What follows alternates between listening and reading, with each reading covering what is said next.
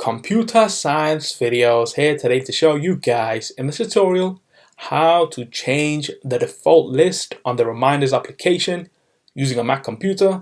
Without further ado, let us start the video. So in this tutorial, you need to have access to a Mac computer, have access to the desktop application, which is reminders.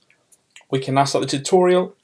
Before I start this tutorial, I would like to say that you are more than welcome to subscribe to my channel, Computer Science Videos. As we know, every problem is solved by indirection. You can also follow my Twitter account. We are trying to grow as fast as ever. I'm on TikTok. We post videos here and there. Follow my page on Facebook. I'm also on Instagram.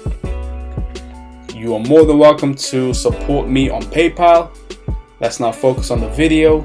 So now let's go all the way to the dock. Go to Launchpad. Go to the reminders application. Enter to open that up. And now we have a couple of lists. Let's just create a couple of reminders. Let's go to reminders. Go to the plus sign. Let's just say upload a video to social media.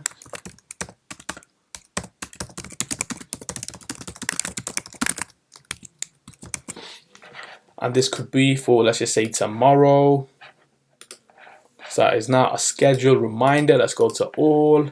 So let's move the reminder from the reminders list to CSV.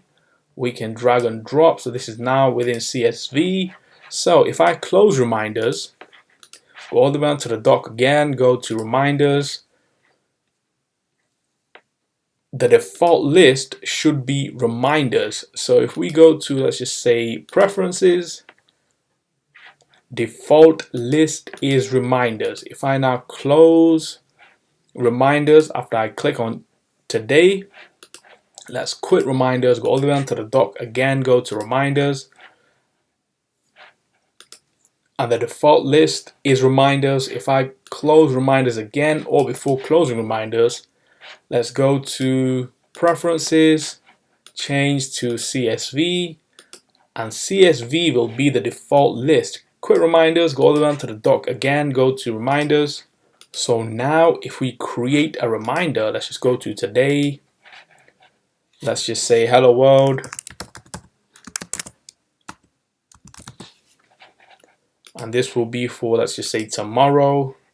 And there we go. CSV has now had that reminder created as it is the default list. If I change preferences to reminders, and now go to today, create a new reminder, hello.